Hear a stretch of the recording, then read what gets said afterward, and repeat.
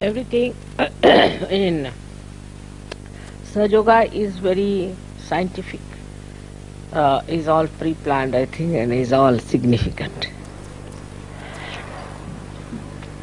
For example, today is Wednesday, and we have never had any puja on a Wednesday, because I was born on Wednesday. So I was thinking if the puja starts before 12 o'clock, we'll be able to manage it, because I was born at 12. So every child has to sleep after 12 o'clock. So I had to sleep. So it's so significant, you see. It's the first time we are having a puja on Wednesday. Normally I don't even travel on Wednesdays. So you can imagine that it's such a breakthrough, and I'm very happy that you all are ready for a puja, and that we could break this rule also after such a long time. Because it was impossible for me to keep awake after 12. So I was trying. And I knew that you all also feeling very sleepy.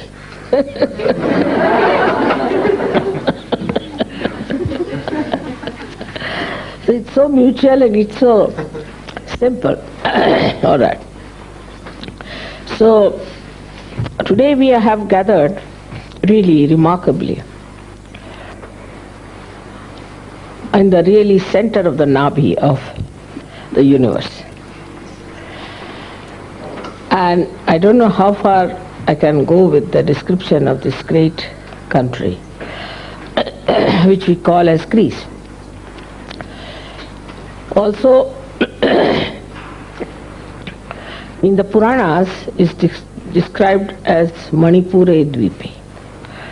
The Manipur is the Nabhi chakra, Manipur. And a Dvip means the island. Island of the Manipura stays the Athena. And there is a temple of Athena, all being described about her temple, about her jewelry, dress and everything. So it's already in the Puranas described, this Athena. As I've told you before, Athena means the primordial mother. So now, one may say that why the primordial mother Adishakti should be on the Nabhi chakra of the universe. One may ask a question like that why she is placed on the Nabhi chakra. Because in the remaining way, before the creation was created in the material form, where it was planned,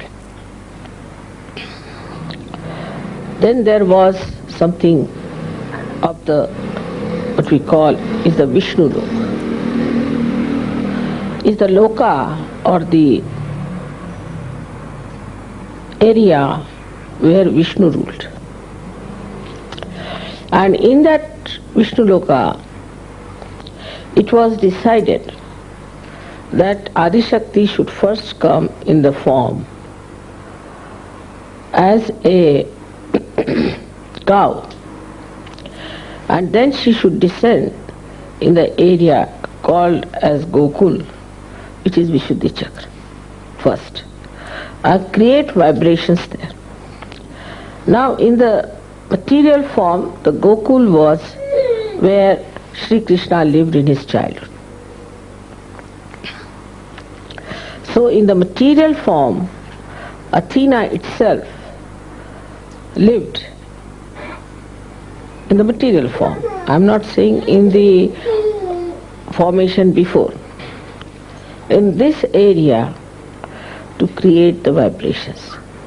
So it is not only she was a goddess, but she lived in this area to create the vibrations for the Nabhi, to create the universal compassion and love and all her qualities. Now, as you know, every aspect of the goddess has different qualities.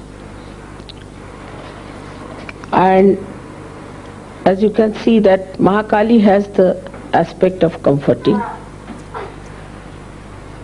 and Mahasaraswati is counseling. And the Mahalakshmi has got for the redemption, for the awakening. But the Adishakti's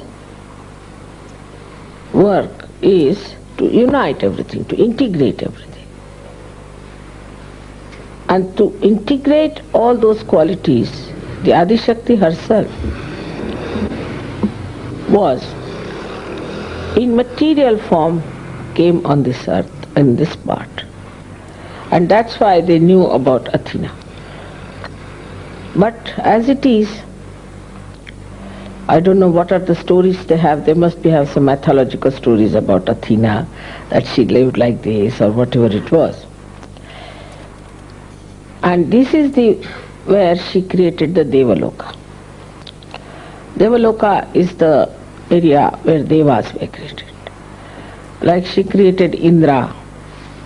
You have heard the name of Indra. Then Varuna. All these Devalokas she created in this area. Not in India. Devaloka was created on this side. And Ganas and all these people were created on the side of Nepal and all those places, on the left hand side.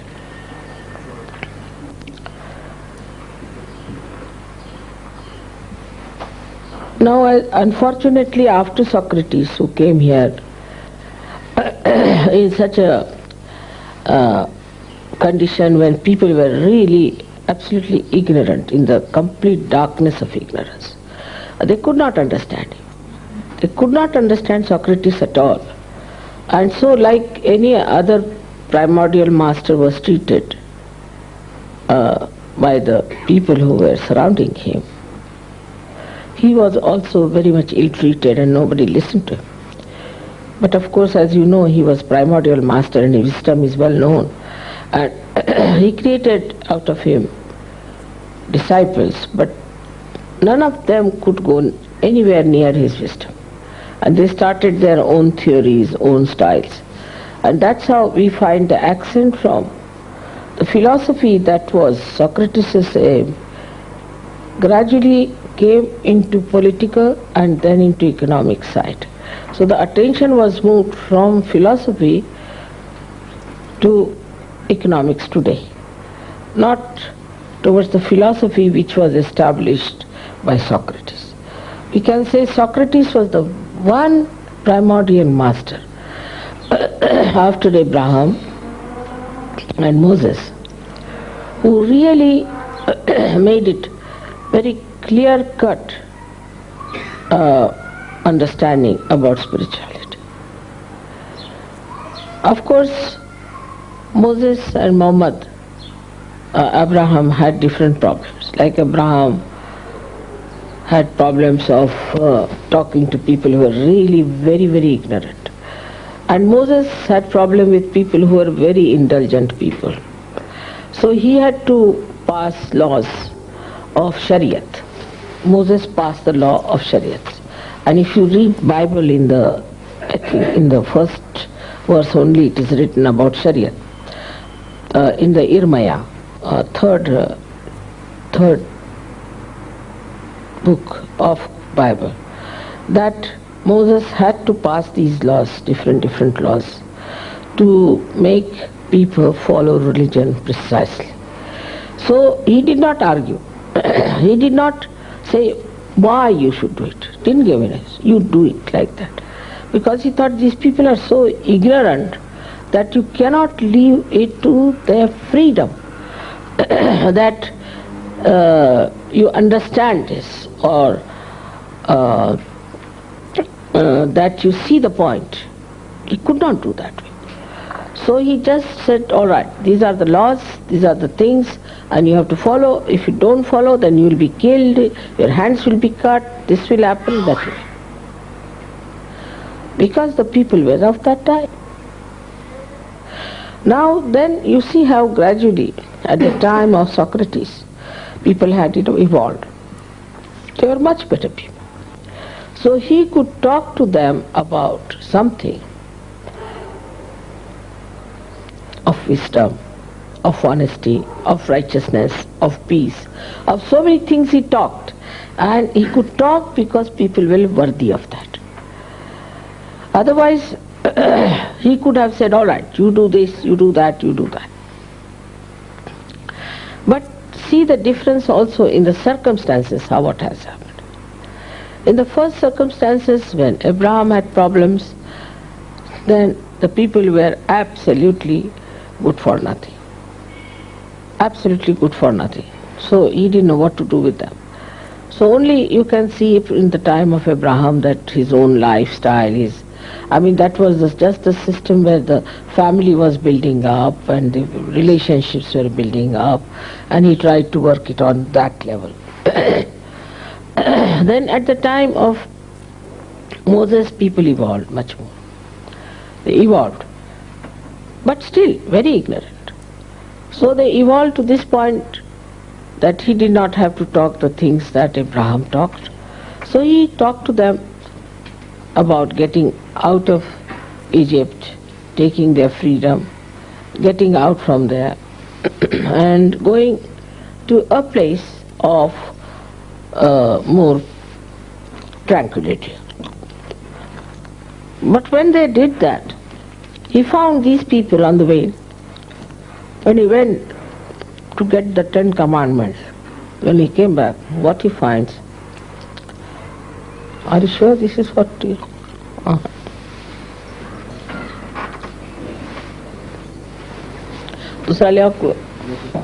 Must be somewhere. It's all right, it's upside down. I think people have issued this.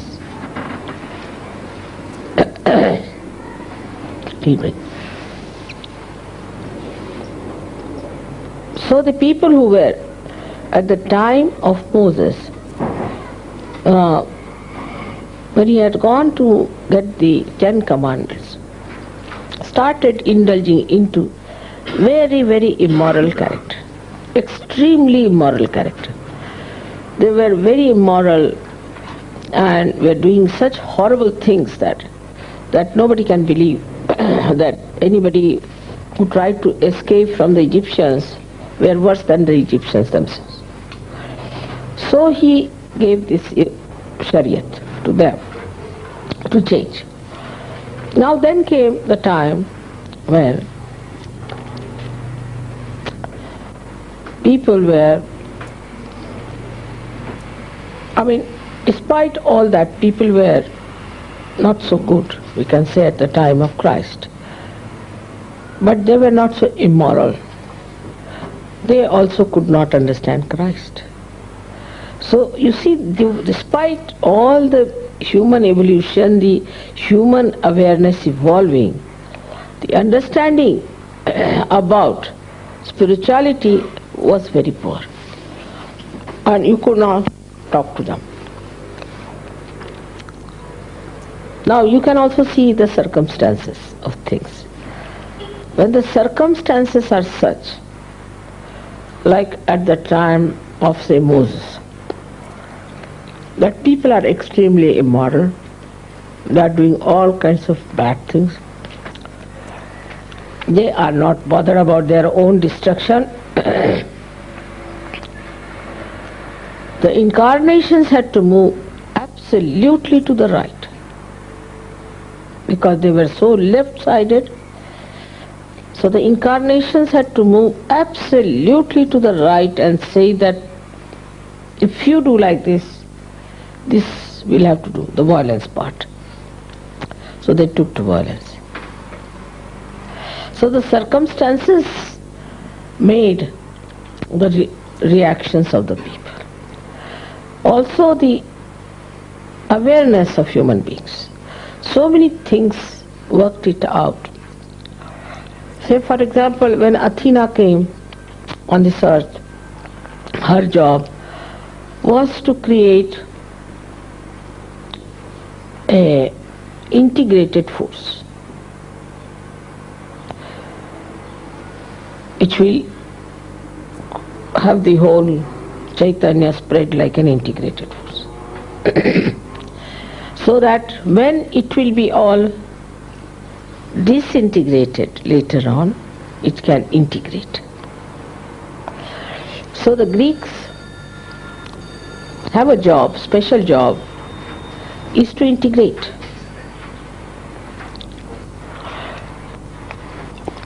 You have to integrate people which are left-sided and right-sided. And that's what I asked him, what happened to Hitler. So they said that when they saw Hitler, though Hitler respected them, they resisted Hitler. You can see the significance. How he respected the Greeks. And despite that, they resisted him because they were given this special capacity. Same thing with Greeks, they went to, except Alexander only the one who tried to invade India. And because of a Greek nature, he receded back. You see, it's a Greek nature that they can go so far and then not. Because they have an integrating force. The same thing as I was asking him about what happened with the Turks. They had gone into Turkey, but they receded back. So this power of receding back and is the integrating power. By you integrate within yourself both the qualities of the left and right, and you balance it, and you see, no, that's all right. If you have to be in the center, we should go up to a point and come back. And this is a very basic quality of Greeks in every respect. If you take their shipping, they're very aggressive in shipping to begin with. Extremely aggressive people, and Greek ships were known for not maintaining at all. They were not very law-abiding. So they were never used to maintain their ships, you see. And always under trouble, the Greeks.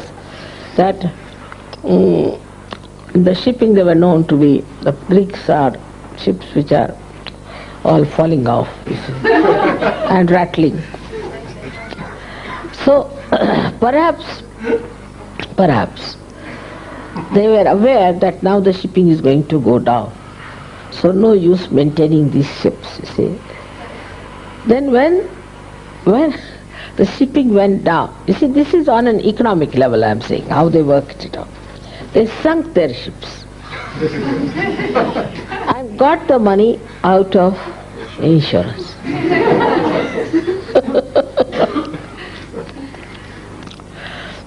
That is a typical Greek style of behavior. Is that they know already, it's a kind of a wisdom. They know that how far to go. Like we can see now, Onassis also married this mad woman, Kennedy's wife, because he must have realized that Kennedy never gave her any security, so he married her. All right, he married her up to a point, but most of his property went to his daughter, not to Mrs. Kennedy. This balance and this wisdom is a special Greek style of life. That's why you might say that they are not overdeveloped like Americans are. But now Americans are realized that they are idiots. But Greeks can never become idiots, whatever you may try. They are very sharp and very intelligent, but they know how far to go with everything. What is the reason for this? The Athena. So Athena is the one Adi Shakti, and she created Ganesha here. And the balance of the universe or all the dharmas is in the Nabhi chakra, and so the people over here are very balanced. You can find them very in their language, in their styles, very deep. One may say because they are traditional people, they have long traditions. But Egypt had also long tradition. Of course, Egyptians are, in a way, wiser than all other Islamic countries. But not like Greeks. Not like Greeks. We have Chinese also who are very wise. And they are known to be people of deep understanding. But they are not like Indians. So what is lacking in all these people is the depth of awareness. Because though in China also Mother of Mercy came and she really bestowed blessings upon them, and China rose also afterwards into her own glory and became quite a good industrial, developed country, we can say, very powerful. But still, that kind of regimentation could not be borne, because after all, Mother Mercy was there. Do you know, you have one Mother Mercy you given me, one, Kuan Yin, same thing, Kuan Yin, and she's the same thing called as Mother of Mercy. And the second one was given by Gregor recently. And you see what's happening in China now. So the effects of these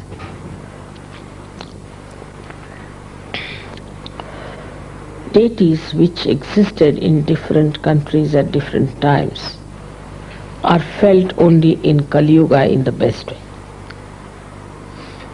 Now you may say that why should Mother come last to Greece? Because now Athena is in the Sahasrara. So you have to go not in the Nabi. So I had to bring Sahasrara here, isn't it? Sahasrara is the last chakra one has to achieve. So I thought that let Greeks grow up to the Sahasrara point. So we have to establish Sahasrara in this. And thus it's a very powerful work we have to do in Greece. Because actually at the time when Athena came here, it was not Sahasrara, it was Nabhi, because she was actually on the Himalayas, came from Himalayas. So now to bring Himalaya here, or to bring that purity in Greece, is a tremendous task. And we have very few Sahajogis. But you see the reaction of the gentleman who came, and we have formidable job because of these orthodox, most unorthodox. They have no orthodoxy about anything. So we have a problem, big problem, how we'll establish here. The Devaloka was formed here, and Devas were here, they rule here, no doubt. But in the human awareness, they were brought down to the human level. Like Zeus was Parshurama, the one who was an incarnation to announce the advent of Sri Rama. And he came before Sri Ram, died also very much before Sri Ram. But they painted Zeus as a man who was a womanizer. So all gods were brought to the level of human beings, restored with all the weaknesses, see? Actually decorated with all the weaknesses, like that. And that is responsible for the downfall, because this part of the country is on the pattern of Devaloka, reflection of that. But this Devalok is now, we see, has become just the opposite. Because deities have been brought down to such a low level, to such degrading level. Even the mythology also in India talks about them like this. Not to such an extent. Like Zeus they don't talk, but about Indra they talk. And like Indra's description comes like this, that the king Hiranyakashipu's wife was living, his wife, Hiranyakashipu's wife was a saintly lady, and Hiranyakashipu was ruling in the area of, you can say, Kandahar and Afghanistan and all these places. And from here, Indra went down and took away the wife. I mean, they incarnated, the gods incarnated here. And Indra went down, took away the wife of Hiranyakashipu with him to save her. And he went down and stayed in an ashram in Maharashtra, where there's a river flowing with my name, Neera. So now see how the combinations are. The Shandilya Muni, who was the guru of my family, that's why my gotra is Shandilya. It was in his ashram he stayed. So the Muni Shandilya told that, see, this lady is a very pure lady, don't disturb her, and out of her will come a very great saint who will, by his own devotion, make the incarnation of Narasimha. You see, the god Vishnu, which comes as the half head, and he will kill this asura. Now, part of the Egypt was also ruled by the Hiranyakashipu, part of the Egypt. See how significant everything is. So this Narasimha came, when you know about Prahlada's story, alright. So this little boy played there around and he made some things, and there's a temple very near. You have seen Narasimha's temple? Narasimha, yes. And that, you have seen the statue made out of sand? Yes. That was made by Prahlad. And he came into the dreams of someone and said that, in your temple, you please put the statue I have made. And they went round the Neera river and found it and put it there. So see the relationship, how it is. Now this Hiranyakashipu was killed by Narasimha. Narasimha, as you know, is the incarnation of Sri Vishnu. Because he had, the Hiranyakashipu had a blessing of Brahmadeva that not any animal can kill him, not any human being can kill him, not on the land or in the sky, and not with any weapon. All so many blessings he had taken. He had closed all the lines, see, so that nobody should kill him. But actually, he did not know there are ways and methods. So Sri Vishnu took the form of Narasimha, is that he became the Simha, means the lion, and the lower portion of a man. And it so happened that Hiranyakashipu asked Prahlada, "Where is your God?" He said, "This is everywhere."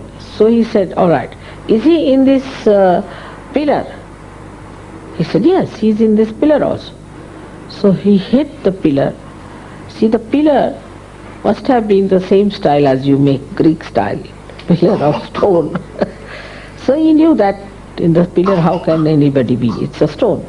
He hit it, but the pillar broke, out of which came out Narasimha with long hands and claws. And he took that Hiranyakashipu and put him on his lap, because neither on the sky nor in the ground. And with his claws, because they were not weapons, he opened his stomach and killed him. So because he was also ruling in Egypt, the people of Egypt made they were Assyrians. Assyrians are asuras. They were the ones who were asuras. That's why they are called Assyrians. So they made the statue of their god Sphinx the other way round than Narasimha.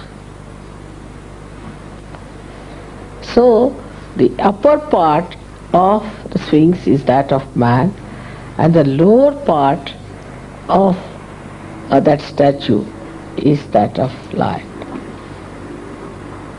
This is very ancient story I am telling. So how the Greeks went to India long time back, because all these devas were Greeks. And these devas were like Indra, what he did, then Varuna and all these things. But I think because the whole idea got perverted, whole thing, they could not see the proper image of their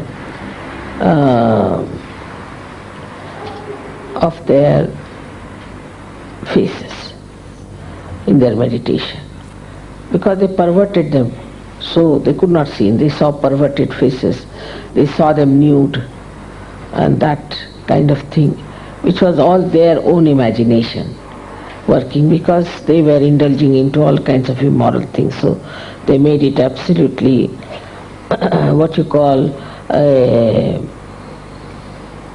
very immoral type of relationships and things among them. So that was their own ideas, and they put it.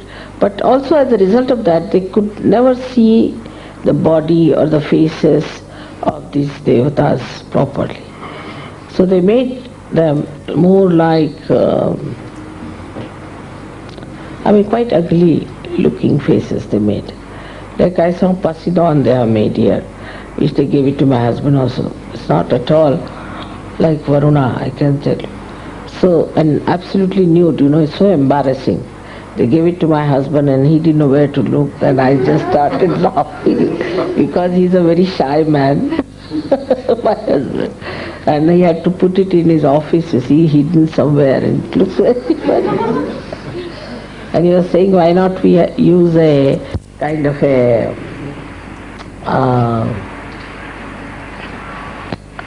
covering with some silver. I said, it's an antique they have reproduced. You can't do it to an antique. He said, all right, where should I put it? I said, put it in some corner. So with such expense they gave it. But my husband was quite upset about it, you see. Every time he sees this gentleman, he says, this gentleman is no good. All right. So then this part of the history is there. On that history stands the modern Greek. So if you see from Socrates to Christ, people had evolved, we think, but they also crucified Christ. So what was their evolution?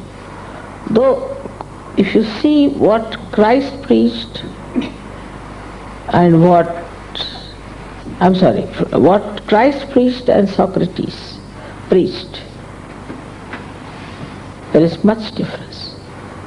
Because Socrates talked in parables, not openly. While Socrates talked in a very open way, in an open discussion, in an open understanding, that shows only that the people could understand what he was saying. But still, he was also killed. Socrates also was given poison and he was also killed. So that shows that at that time also the people in charge or at the helm of affairs didn't know what was reality. So now from Christ to Socrates and from Socrates to me, we can say this way, that we are talking about him. Though Socrates came in the year, how much BC he was? Yes, about 500 years before Christ. 500 before Christ. So might be that Christ must have felt that Socrates, he talked so openly, so nicely to people, as because he was primordial master. He realized it. So he talked in parables. He thought that no use talking straight like Socrates, because see, they are very straightforward people. The primordial masters have to be very, they are by nature extremely straightforward. Even today's those who were real gurus, they would not accept any person. They would throw away. They would beat people.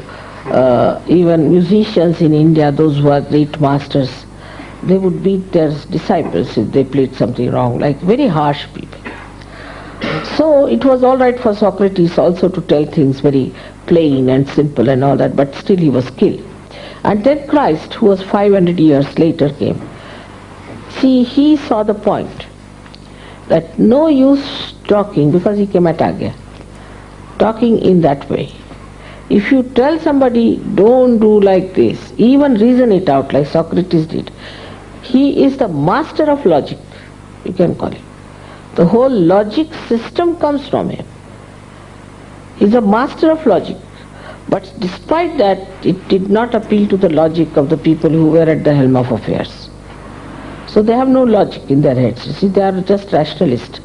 Rationality is blindness, but there is no logic. So because there is no logic, they killed him.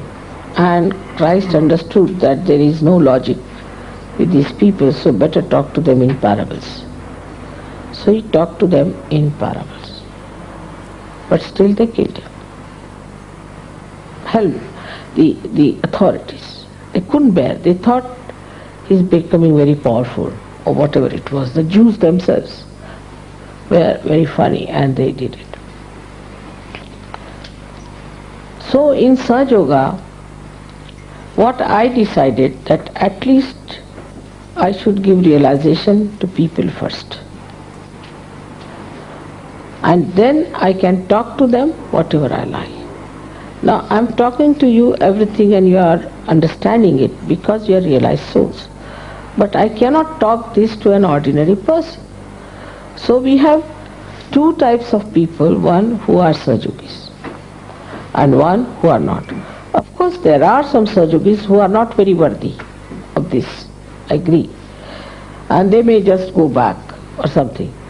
But you can become worthy of understanding all this knowledge because your Kundalini can make you so capable and your Sahasrara are so good that you can absorb what I am saying and can logically see what I am saying is true. And you can also verify it, whether it is true or not. So this stage of yours, I think, is the highest stage of awareness, where collectively you are understanding me. The situation is not so bad as it was even at the time of Christ. Before that, of Socrates' time, I think he was the only wise man going around. There was nobody else seems to have any wisdom. Even his disciples, you see, like Plato, he went off his head. Then Aristotle went off his head. Both of them really were tried to have their own arbitrary additions, which were all absolutely. But Socrates talked absolutely about gods and everything, and talked so openly. Then, in the same way, we can say the primordial master state is that we have Muhammad. He was also killed. He was also killed because he told the truth. Then came Nanaka. He was not killed, but nobody bothered about him. And the people who really follow him are just in the opposite direction. Supposing he was saying, come this way, so they are going in that way. You find even same thing with Christ. If Christ said, come this way, the Christians are going that way. Every religion is just the same. Same with Krishna's Gita. Those who preach Gita are just, if Krishna is standing here and saying, come this way, Gita is saying, they are preaching Gita, going down, taking people downward. So it is common with all religions that they have always used the name of prophets and of all the incarnations just to make money and to take everybody to hell. Straightforward march to hell. See, so now those who are alert about it and those who have seen it, that this is all nonsense, are in Sahajayoga. And Sahajayogis can't do that because they have come quite a long way now on this side. So they are going to pull out many others to that side instead of going themselves down. So this is the situation today. And that's why I say Greece is a very wonderful area where we can work it out.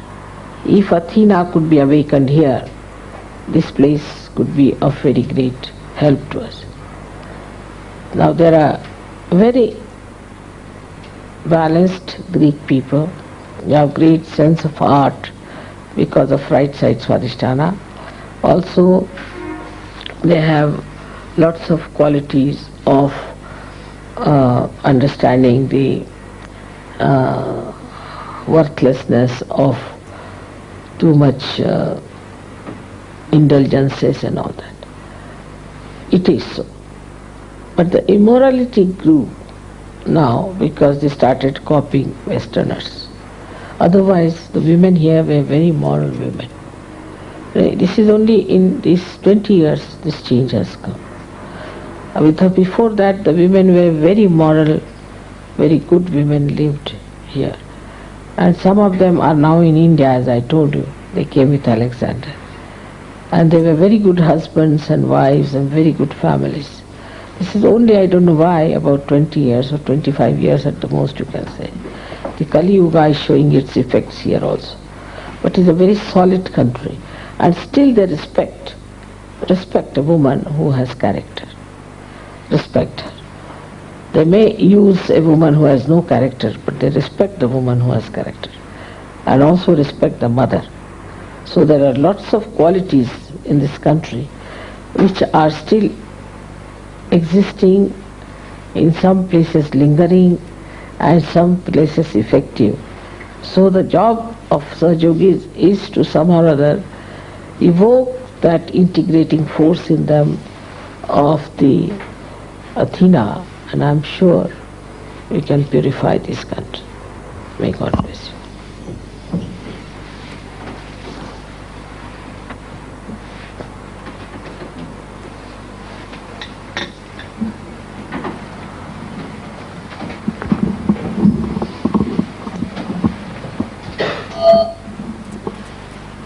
Alexander was 200 before Christ, or 200 before Christ, I think.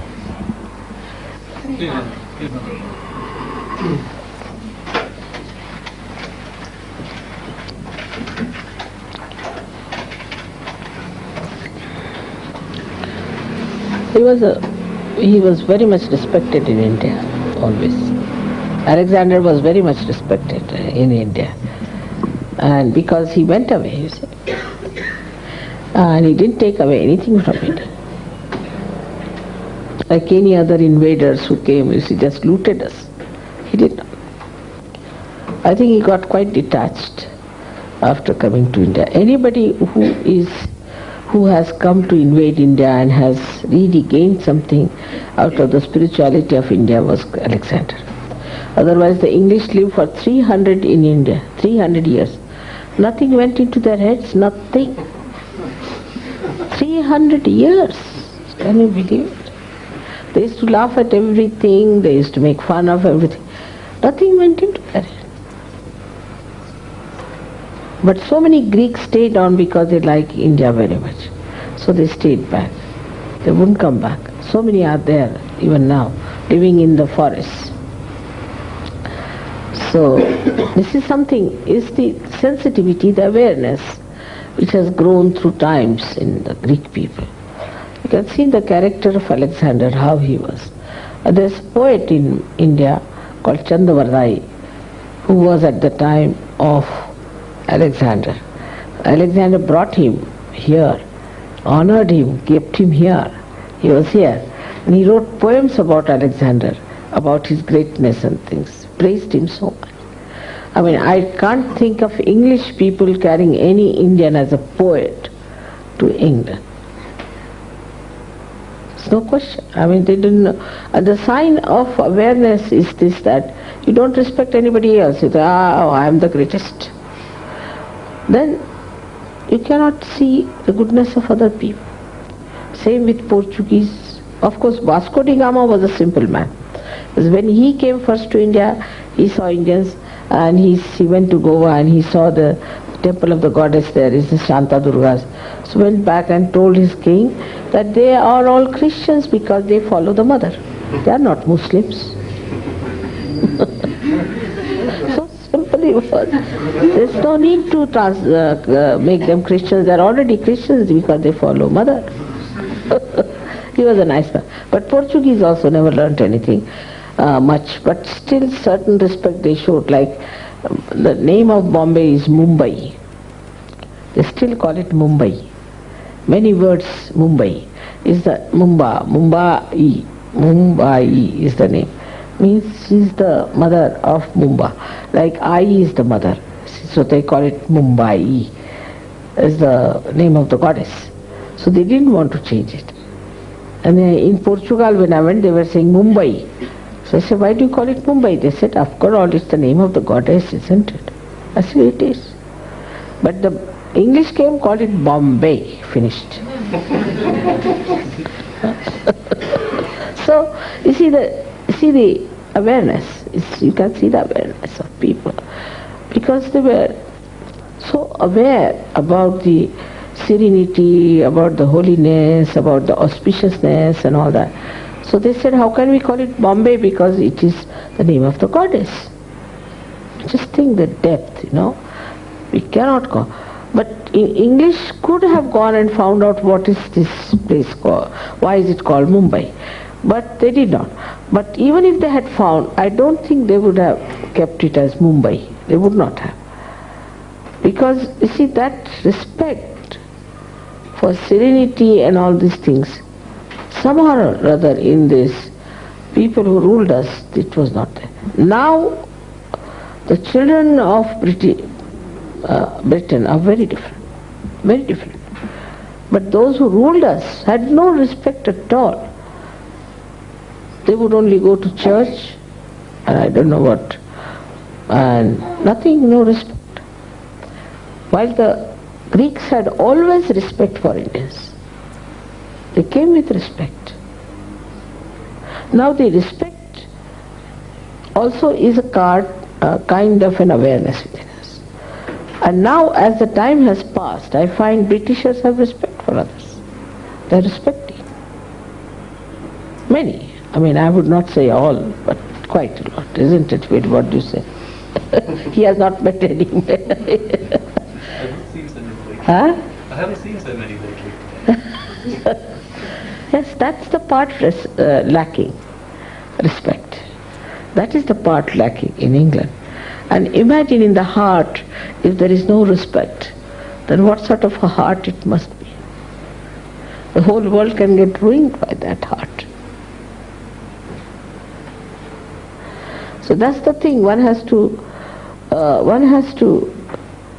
create respect, respecting others, respecting their culture, respecting their lifestyle. But whatever you may say, but theoretically it is there. May not be in practice. Theoretically it is working. Because you are not supposed to insult anybody who is from the ethnic group, and all that is there legally, theoretically. But in practice it is not, I agree. But theoretically it is working. You can't insult somebody because he is a black man or he is a ethnic group. You cannot. Under law, you cannot do it. So that is there. But that's theory. But still, awareness-wise, also people are aware. I know of so many of them who were sitting in the sun and fasting for South Africa. So between the South African awareness and British awareness, we must say, we should be proud that in British awareness there is lot of sense. And that sense, once it comes to the point of respecting others, I think it can transform the whole world. But I don't know how I have to do it. I've tried. It has to be respect.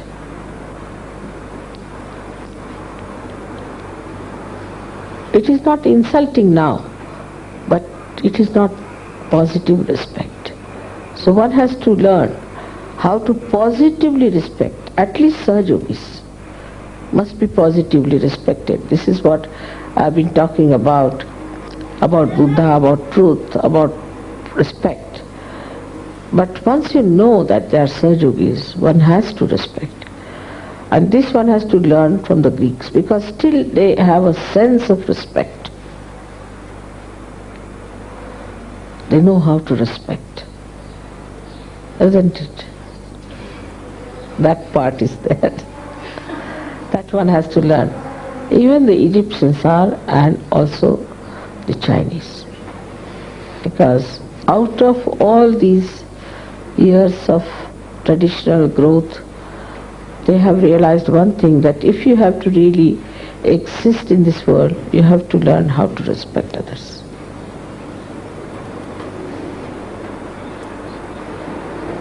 And respect is something from your heart.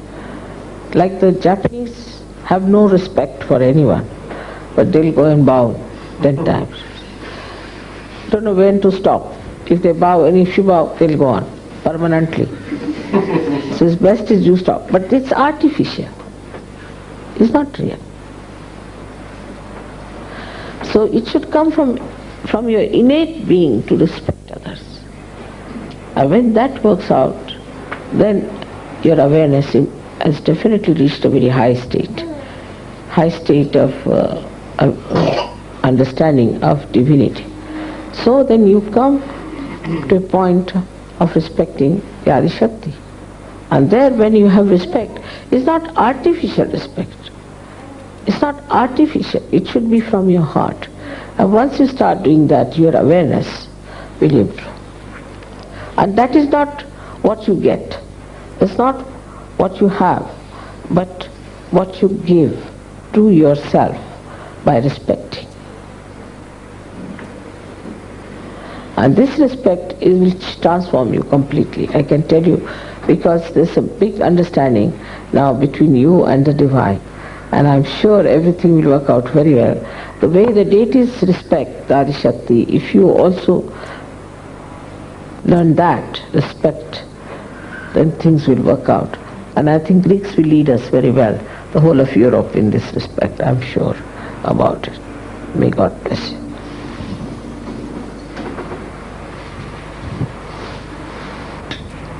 May I have some water, please?